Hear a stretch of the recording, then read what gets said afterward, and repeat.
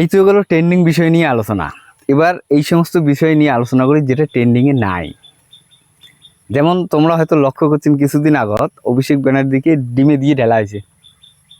ঠিক তারপর এক ব্যক্তির কোমরে দড়ি বাঁধিয়ে রাস্তার মধ্যে ঘোরানো হয়েছে। রিসেন্টলি সেদিন এক ব্যক্তির বাড়িতে ঢুকিয়ে ওর পরিবারের সামনে উলঙ্গ করে মারা আছে। মতলব কি यार ये सब क्या हो रहा है? দেশের মধ্যে কি কোনো ধরনের আইন কানুন নাই?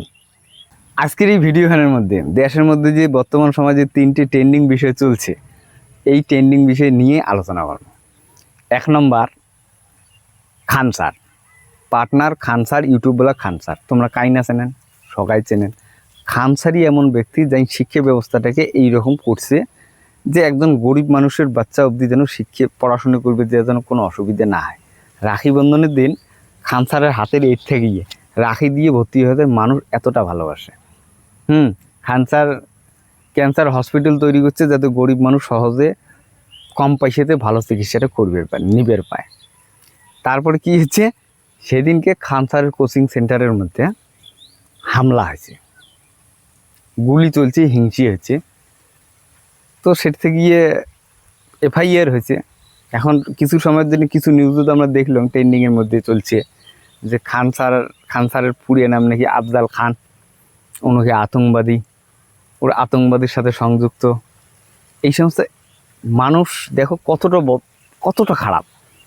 একটা এইরকম ফেরেস্তার মতো মানুষ যাই কিনে দেশের জন্য এইভাবে চিন্তাধারা করে, এইভাবে গরিব মানুষের পাশে আসে, उसको भी আতঙ্কবাদী বল দেতা है। এক তো গেলে এইখান বিষয়। দ্বিতীয় বিষয় হচ্ছে পশ্চিমবঙ্গ, মানে আমাদের দিদি। বিশেষ করে তোমরা যদি পশ্চিমবঙ্গের নিউজ বা সোশ্যাল মিডিয়াটা একটু ডিপলি দেখেন তো দেখবেন এই নিউজটা খুব ব্যাপার লাগছে বর্তমান ঘুরি ফিরি, যে মমতা ব্যানার্জি নাকি ইউসুফ পাঠান, মানে বহরমপুরের যে সিটটি আছে সে থেকে যে জেতা এমএলএ ইউসুফ পাঠান উইয়ে কইছে যে ওই সিটটা থেকে রিজাইন করে দিবেন।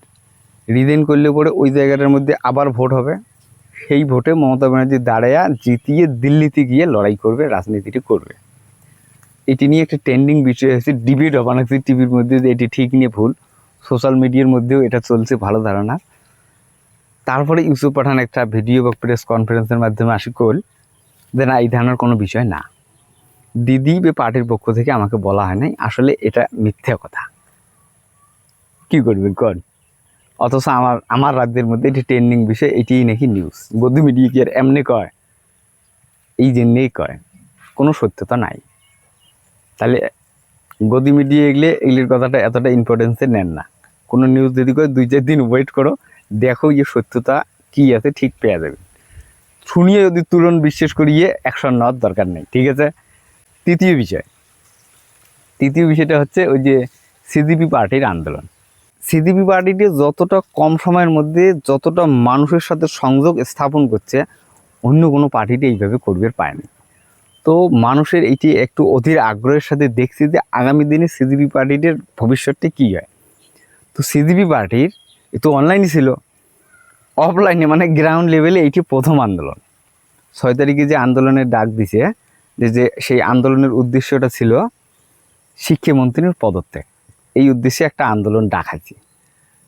তো যে জায়গার মধ্যে 2 কোটি মানুষ সাবস্ক্রাইবের, কিছু মানুষ হওয়া উচিত ছিল। এখন নিউজের মধ্যে যেটা কবা লাগছে, যেটা রিয়েলি সবাই কবা লাগছে, যে ওই আন্দোলনের মধ্যে 2000 লোকের মতো লোক ছিল, তার মধ্যে 500 জন হচ্ছে ক্যামেরাম্যান।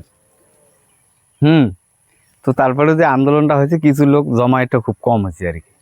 আর আন্দোলনটা সঠিকভাবে পরিচালনা হয় নাই। এক একজন এক এক ধারণার কথাবার্তারা, কাইয়ুকুচ গোটে মোটে যে সিজিবির একটা যে মানুষের একটা সিজিবির প্রতি যে একটা আশা, যে একটা ভাবছে যে নতুনভাবে রেগুলেশন হয়তো বা আনবে, নেই হরায়। কারণ সিজিবি পার্টির মধ্যে নেতৃত্বের অভাব, ডিসিশন মেকিং ঠিক না। আন্দোলনটা পরিচালনাটা অবধি করবে পারেনি। 5:30 অবধি আন্দোলন ছিল, 3:30তে মাঠ খালি। তো এটা এমনই অনলাইনে ছিল, মিম পার্টি, মিমের মতোই নাও, ইউ নট সিরিয়াস। তো ঠিক আছে, এই 3টের বিষয় নিয়ে আজকে এইভাবে আলোচনা করলাম আমার মতো করি। তো আগামী